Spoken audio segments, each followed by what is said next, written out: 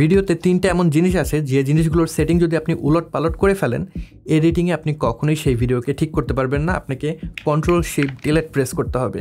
সুতরাং সাবধান, ভিডিও করার সময় এই তিনটা জিনিসের কথা অবশ্যই মনে রাখবেন। প্রথম বিষয় হলো শাটার স্পিড। অনেকেই মনে করতে পারেন শাটার স্পিড এইটা এমন আবার কি, শাটার স্পিড তো একটা থাকলেই হয়, এটা আবার পরিবর্তন করার কি আছে? জি আছে জনাব, এই ভিডিওটা দেখুন, এবার এই ভিডিওটা দেখুন। এবার দুইটা ভিডিও যদি একসাথে দেখেন, কি কোনো পার্থক্য লক্ষ্য করছেন? Yes, definitely. প্রথম ভিডিওটা যদি লক্ষ্য করেন, সেইখানে দেখবেন ভিডিওটা অনেক জার্কি একটা মোশন রয়েছে। অনেকটা আমরা মোবাইল ফোনে যখন ডেলাইটে কোনো ভিডিও শ্যুট করি কিংবা অ্যাকশন ক্যামেরা দিয়ে ভিডিও শ্যুট করি, সেই ক্ষেত্রে এরকম জার্কি একটা ভিডিও দেখা যায়। দ্বিতীয় ভিডিওটা যদি খেয়াল করেন, দেখবেন সেই ভিডিওটা অনেক স্মুথ, অনেক সিনেমেটিক মনে হচ্ছে, কারণ সেই ভিডিওতে মোশন ব্লার আছে। সেই ভিডিওটা এরকম আটকে আটকে যাচ্ছে না, জার্কি মোশন নেই। তো প্রথম ভিডিওর যে প্রবলেম সেটা হলো সেই ভিডিওতে শাটার স্পিড অনেক বেশি দেওয়া ছিল। শাটার স্পিড যখন বেশি দেওয়া থাকে, তো ন্যাচারাল যে মোশন ব্লার থাকে, আমরা যখন কোনো ভিডিও করি, এখানে আমার হাতটা মুভ করছি, এখানেও কিন্তু ন্যাচারাল একটা মোশন ব্লার থাকছে। শাটার স্পিড ইনক্রিজ করে দিলে সেই ব্লারনেসটা চলে যায়, মোশন ব্লারটা থাকে না, দেখতে অনেক জার্কি মনে হয়। এবং দ্বিতীয় ভিডিওর ক্ষেত্রে যেটা হয়েছে, আমি যেহেতু 24 FPS এ ভিডিওটা শ্যুট করেছি, সেক্ষেত্রে আমি এটার শাটার স্পিড 24-এর ডাবল করে দিয়েছি, 1/50 রেখেছি। এই কারণে ন্যাচারাল একটা মোশন ব্লার আমরা পাচ্ছি। আপনারা যত সিনেমা দেখেন, যত নাটক দেখেন, এই রুলটাই ফলো করা হয়।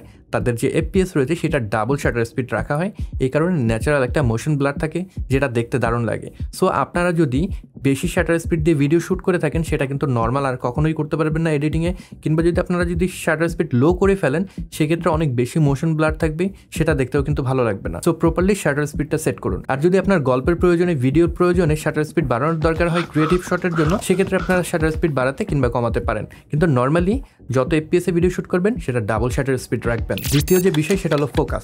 আমার মনে হয় এটা নিয়ে আপনাদেরকে তেমন কিছু বলার দরকার নেই, কারণ আপনার ভিডিওতে যদি প্রপারলি সাবজেক্ট ফোকাসেই না থাকে, সেই ভিডিও কিন্তু ডিলিট করা ছাড়া আর কোনো উপায় থাকে না, রাইট? অ্যাগেন আপনাকে রিশুট করতে হবে। সো ফোকাস মেনটেন করা কিন্তু খুবই বেশি দরকার। আপনি যদি সিনেমাটোগ্রাফার হয়ে থাকেন, অনেক বেশি উইডিংয়ের কাজ করেন, অনেক বেশি প্রোগ্রামে ভিডিও শ্যুট করেন, সেক্ষেত্রে আপনি নর্মাল যে ক্যামেরা রয়েছে সেটা ডিসপ্লের উপর রিলাই না করাই ভালো। কারণ নর্মাল যে ক্যামেরাগুলো রয়েছে সেটা ডিসপ্লে রেজুলেশন কম হয়ে থাকে, আউটডোর ভিজিবিলিটি কম হয়ে থাকে, এবং ডিসপ্লের যে সাইজ সেটাও কিন্তু কম হয়ে থাকে। সো আপনি আউটডোরে যখন ভিডিও শ্যুট করছেন, ওই ক্যামেরার ডিসপ্লে দেখে আপনি কিন্তু বুঝতে পারবেন না অ্যাকচুয়ালি আপনার যে সাবজেক্ট সেটা ফোকাসে আছে কি না। সেই ক্ষেত্রে আপনি এক্সটার্নাল একটা মনিটরে ইনভেস্ট করতে পারেন। এক্সটার্নাল মনিটরে যদি ইনভেস্ট করেন, সেক্ষেত্রে অনেক বড় সাইজের ডিসপ্লে পাচ্ছেন, আউটডোর ভিজিবিলিটি ভালো থাকবে, খুব সহজেই কিন্তু আপনি দেখতে পারবেন আসলে আপনার সাবজেক্ট ফোকাসে আছে কিনা। আর যদি আপনি আমার মতন হয়ে থাকেন, সলো শুটার হয়ে থাকেন, সেই ক্ষেত্রে কিন্তু আপনার ক্যামেরার উপর ডিপেন্ড করতে হবে, ক্যামেরার যে অটো ফোকাস রয়েছে সেটার উপরে নির্ভর করতে হবে।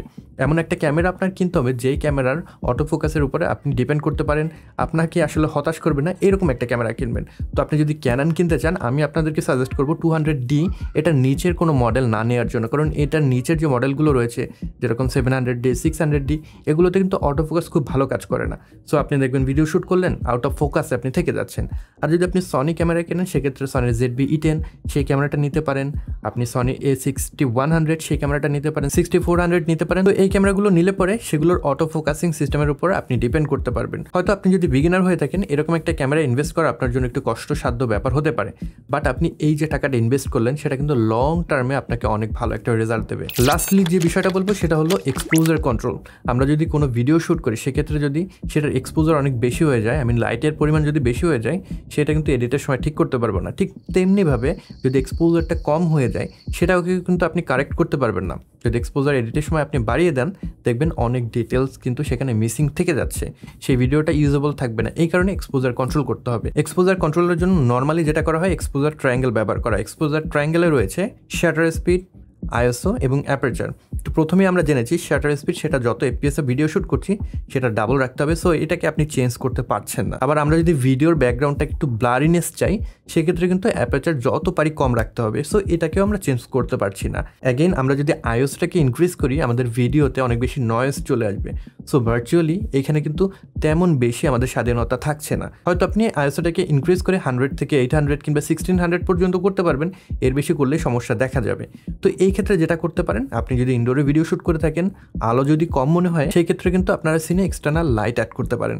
এতে করে আপনারা প্রপার একটা এক্সপোজার পাবেন, আপনাদের কাছে বেটার একটা কন্ট্রোল থাকবে। আর যদি আপনারা আউটডোরে শ্যুট করে থাকেন, লাইটের অভাব নেই, রাইট? আপনার যেটা করতে হবে, লাইটটাকে কমানো যায় কীভাবে সেই ব্যবস্থা করতে হবে। অ্যাপারচার যদি বাড়িয়ে দেই, লাইটটা কমে যাবে, কিন্তু আমার যে ভিডিওর ব্যাকগ্রাউন্ড ব্লার সেটাও কিন্তু কমে যাবে। আপনারা আপনাদের যে ক্যামেরা লেন্স রয়েছে সেটাকে সানগ্লাস পরাতে পারেন। সানগ্লাস হলো ক্যামেরার এনডি ফিল্টার। আপনি যদি এই সানগ্লাসটা ক্যামেরাকে পরান, সেক্ষেত্রে বাইরের যে লাইট রয়েছে সেটাকে অনেকাংশে কমিয়ে দেবে। এবং এটার যে ডায়াল রয়েছে সেটাকে যদি আপনারা এইভাবে ঘোরান, সেক্ষেত্রে দেখতেই পাচ্ছেন এটার ভিতরে কিন্তু ডার্কনেস বাড়ছে এবং কমছে। সো আপনারা কিন্তু আউটডোরে খুব সুন্দরভাবে লাইটটাকে কন্ট্রোল করতে পারবেন একটা এনডি ফিল্টার ব্যবহার করে। সো আউটডোরে যদি আপনি ভিডিও শ্যুট করে থাকেন, সেক্ষেত্রে এরকম একটা এনডি ফিল্টার ইনভেস্ট করা কিন্তু মাস্ট। এই ছিল মোটামুটি 3টি বিষয়। আশা করি এই 3টা বিষয় যদি আপনারা মেনটেন করেন, অ্যাটলিস্ট আপনাদের যে ভিডিওগুলো রয়েছে বাসায় কম্পিউটারে নিয়ে কন্ট্রোল শিফট ডিলিট প্রেস করতে হবে না, সেখানে কিন্তু ইউজেবল একটা ভিডিও আপনি পাবেন। তো এই ছিল আজকের ভিডিও। আশা করি ভিডিওটি আপনাদের ভালো লেগেছে। যদি ভালো লেগে থাকে কিংবা এই ভিডিও থেকে নতুন কিছু জেনে থাকেন, সেক্ষেত্রে এই ভিডিওটিতে একটি লাইক দিতে পারেন। এবং এই চ্যানেল যদি আপনি নতুন হয়ে থাকেন, film making, audio, video, lighting ইত্যাদি বিষয়ে যদি আগ্রহ থেকে থাকে, তাহলে চ্যানেলটি সাবস্ক্রাইব করে সাথে যুক্ত হয়ে যেতে পারেন। I'll catch you guys on the next one. Until then, goodbye.